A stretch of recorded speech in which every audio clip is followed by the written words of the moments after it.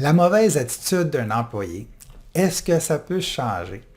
Comment gérer un employé difficile? Alors, dans cette vidéo, on va voir comment, avec deux questions, on est capable de mieux aider notre employé qui est en difficulté. Ensuite, on va voir comment on peut négocier ou faire face à l'employé qui se sent inutile, celui qui se sent incompris ou celui qui se sent un imposteur. Et finalement, je vais vous présenter ma formulation en 3 étapes pour adresser un problème de performance avec un employé.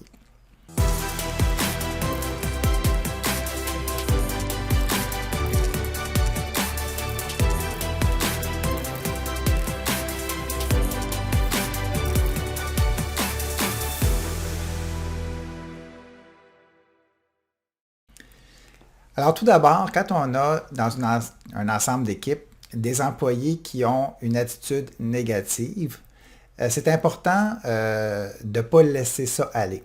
Parce que des fois, on peut avoir des employés qui ont d'excellentes compétences et on pourrait être tenté de dire, bon, on va tolérer quelqu'un qui a une mauvaise attitude parce qu'il y a des compétences ou des habiletés qui sont uniques et qu'on ne peut pas se séparer.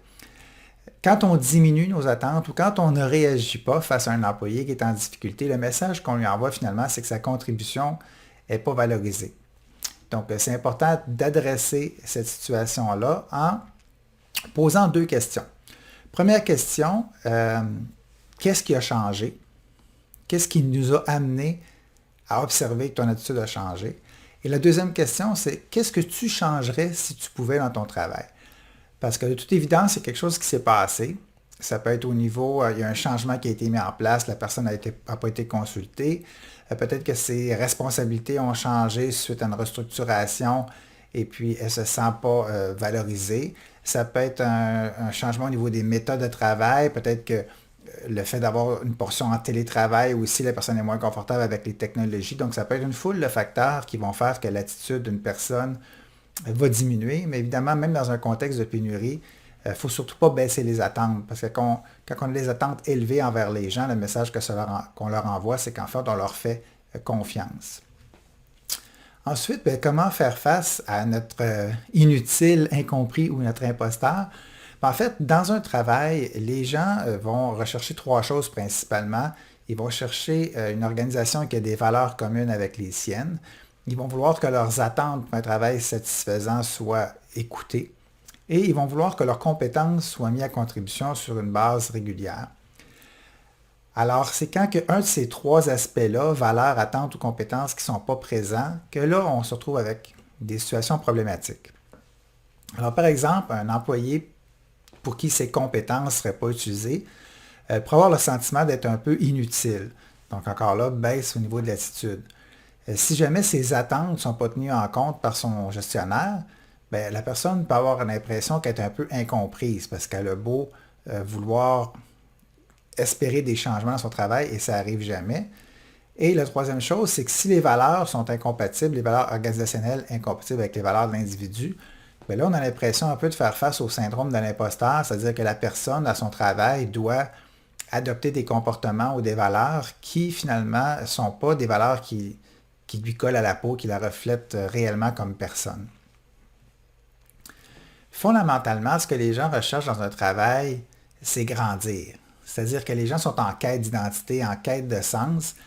Et puis, c'est un peu comme si, finalement, notre organisation, c'était une usine à humains. Alors, on a les ressources humaines, les petits employés qui arrivent dans notre usine à humains. Et notre travail, c'est de transformer cet humain-là, c'est de le faire grandir.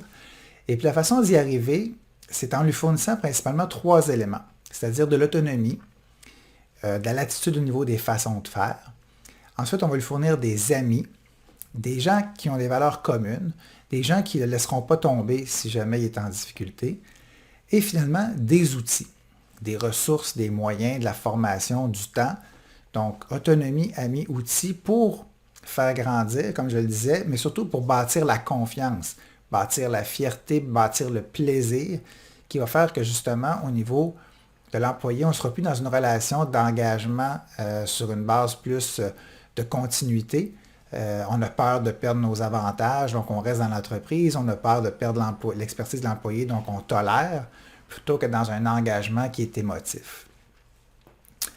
En même temps, il faut garder en tête toujours que notre feedback comme gestionnaire est toujours teinté par notre perception.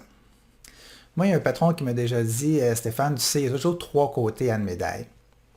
Il y a ta perception, il y a la perception de l'autre, et entre les deux, il y a la vérité. Donc, ce n'est pas nécessairement parce que vous observez quelque chose que c'est nécessairement vrai. Donc, c'est important d'aller chercher le feedback, d'aller chercher la perception que l'employé a. C'est un peu comme quand on va chez le médecin ou un spécialiste de la santé, puis on nous demande d'évaluer notre douleur, mettons, sur une échelle de 1 à 10. Bon. Si on dit que moi j'ai une douleur 5, ben, la personne ne commencera pas à nous challenger en disant, ben, écoute, c'est moi l'expert, et moi je pense que ta douleur, c'est pas un 5, c'est un 3. Ou bien, plutôt, allons voir les gens dans la salle d'attente, on va leur demander de nous dire, c'est quoi ta douleur?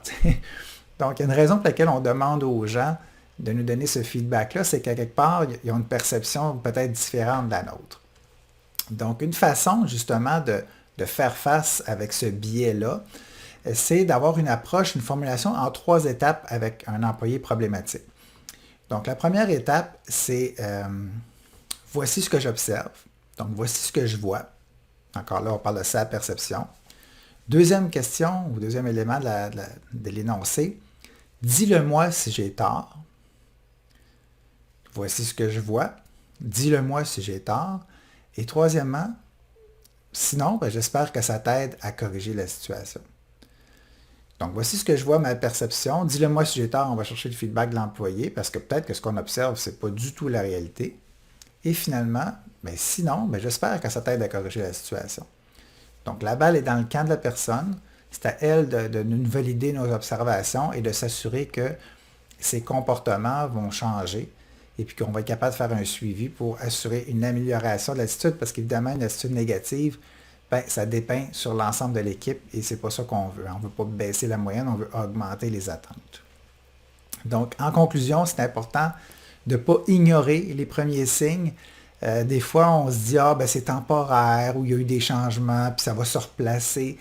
Quand on tolère, finalement, il y a de la frustration qui s'installe chez l'employé, des frustrations qui s'installent au niveau des collègues, alors que l'important, c'est vraiment tout de suite d'adresser les premiers signaux qu'on voit et d'amorcer une transition. Donc, ça peut être l'employé qui va faire une transition dans son attitude, ça peut être une transition de poste à l'interne ou même à la limite une transition de poste à l'externe.